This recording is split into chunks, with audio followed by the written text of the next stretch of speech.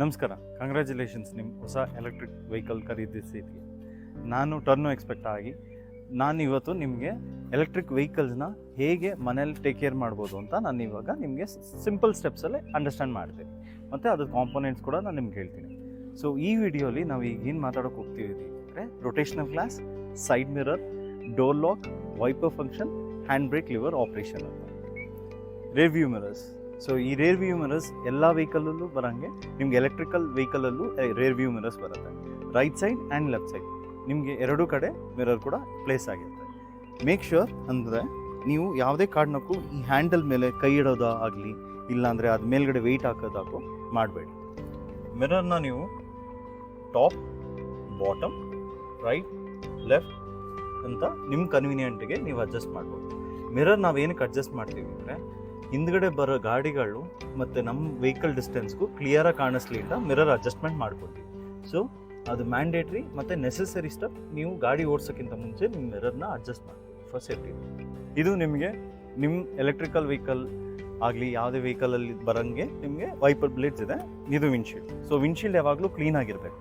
Wiper blade ಕೂಡ ಇಲ್ಲಿ clean ಆಗಿರಬೇಕು. Make sure you are cleaning with water or and windshield clearing ಏಜೆಂಟಲ್ಲಿ ನೀವು ಪ್ರತಿ ಸತಿನೂ ವೈಪರ್ನ ಕ್ಲಿಯರ್ ಮಾಡ್ಕೊಳ್ಬೇಕು. Wiper and wiper blades are most important thing in rainy season. ನಿಮಗೆ ವೈಪರ್ ಬ್ಲೇಡ್ ಲೈಫ್ನ ಇಂಪ್ರೂವ್ ಮಾಡೋಕ್ಕೆ ನೀವು ಗಾಡಿ ಪಾರ್ಕ್ ಮಾಡಿದಾಗ ವೈಪರ್ ಬ್ಲೇಡ್ನ ಹಿಂಗೆ ಓಪನ್ ಮಾಡಿ ಇಟ್ಬಿಡಿ. ಓಕೆ, ನಿಮಗೆ ತಿರ್ಗಾ ಯೂಸ್ ಮಾಡೋವಾಗ ಹಿಂಗೆ ಕ್ಲೋಸ್ ಮಾಡ್ಬೋದು. ಫಾರ್ ಎಕ್ಸಾಂಪಲ್, ನಿಮಗೆ ಮಳೆ ಬಂದಾಗ ನಿಮಗೆ ವೈಪರ್ ಆನ್ ಮಾಡಿ ನೀವು ಇದು ಮಾಡ್ಬೋದು, ಕ್ಲಿಯರ್ ಮಾಡ್ಕೊಳ್ಬೋದು. ನೀವು ನೋಡೋಂಗೆ ಇದು ಕ್ಲಿಯರ್ ಆಗುತ್ತೆ. ಎಲ್ಲ ಗಾಡಿಯಲ್ಲೂ ಹ್ಯಾಂಡ್ ಬ್ರೇಕ್ಸ್ ಬರೋಂಗೆ ಎಲೆಕ್ಟ್ರಿಕಲ್ ವೆಹಿಕಲ್ಸಲ್ಲೂ ಹ್ಯಾಂಡ್ ಬ್ರೇಕ್ಗಳಿದೆ. ಸೊ ನೀವು ಹ್ಯಾಂಡ್ ಬ್ರೇಕ್ನ ಅಪ್ಲೈ ಮಾಡಬೇಕು ಅಂದರೆ ಇದು ಹ್ಯಾಂಡ್ ಬ್ರೇಕ್ ಅಪ್ಲೈ ಆಗಿದೆ. ಇವಾಗ ನೋಡಿದ್ರಲ್ಲ, ಹ್ಯಾಂಡ್ ಬ್ರೇಕ್ ತೆಗೆದಿದ ತಕ್ಷಣ ಗಾಡಿ ಮುಂದೆ ಹೋಗ್ತಿದೆ. ಸೊ ಹ್ಯಾಂಡ್ ಬ್ರೇಕ್ ಅಪ್ಲೈ ಮಾಡೋಕ್ಕೆ ನೀವು ಜಸ್ಟ್ ಲಿವರ್ನ ಅಪ್ವರ್ಡ್ಸ್ಗೆ ಅಂದರೆ ಮೇಲ್ಗಡೆ ಪುಲ್ ಮಾಡಬೇಕು.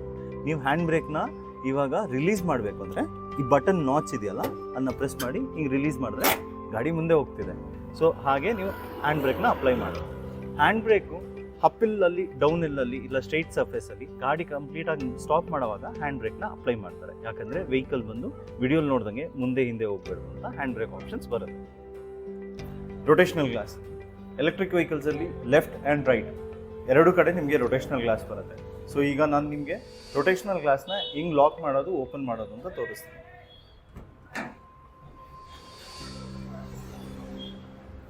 ಇದು ರೊಟೇಷನಲ್ ಗ್ಲಾಸ್ ಲಾಕ್ ಆಗಿರುತ್ತೆ. ಈ ಆರೋ ಮಾರ್ಕ್ ಪಾಯಿಂಟಿಂಗ್ ಇದೆಯಲ್ಲ, ಇದು ಲಾಕ್ ಆಗಿರೋದು. ಹಿಂಗೆ ನೀವು ರಿಲೀಸ್ ಮಾಡಿದ ತಕ್ಷಣ ಲಿವರ್ನ ರೊಟೇಷನಲ್ ಗ್ಲಾಸ್ ಓಪನ್ ಆಗುತ್ತೆ. ಇದು ಬಂದು ನಿಮಗೆ ಮಳೆ ಬರೋ ಟೈಮಲ್ಲಾಗಲಿ, ಇಲ್ಲಾಂದರೆ ನೀವು ಗಾಡಿ ಓಡಿಸೋವಾಗ ಗಾಳಿ ಬರೋಕ್ಕೆ ಮತ್ತು ಮಿಸ್ಟ್ ಫಾರ್ಮೇಷನ್ ಆಗಬಾರ್ದು ಅಂತ ಈ ಪರ್ಪಸ್ ಕೊಟ್ಟಿರೋದು. Door lock. ಎಲೆಕ್ಟ್ರಿಕ್ ವೆಹಿಕಲಲ್ಲಿ ನಿಮಗೆ ಎರಡೂ ಕಡೆ left and right door lock ಕೊಟ್ಟಿರ್ತೀವಿ. ಡೋರ್ ಲಾಕ್ದ ಮೇನ್ ಫೀಚರ್ ಏನಂದರೆ ನಿಮ್ಗೆ ಬಿಟ್ಟು ಬೇರೆ ಯಾರೂ ಗಾಡಿನ ಓಪನ್ ಮಾಡೋಕ್ಕಾಗಲ್ಲ.